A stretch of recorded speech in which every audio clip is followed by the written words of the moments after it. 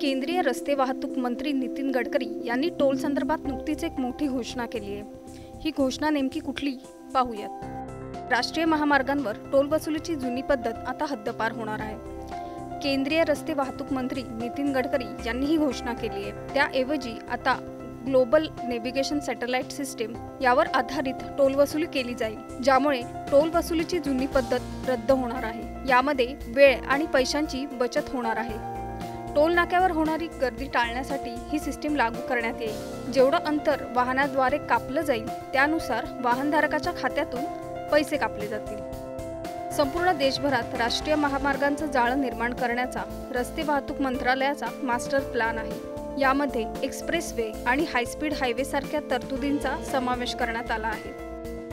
अशाच इंटरेस्टिंग माहितीसाठी times now मराठीला फॉलो आणि सबस्क्राइब करायला विसरू नका।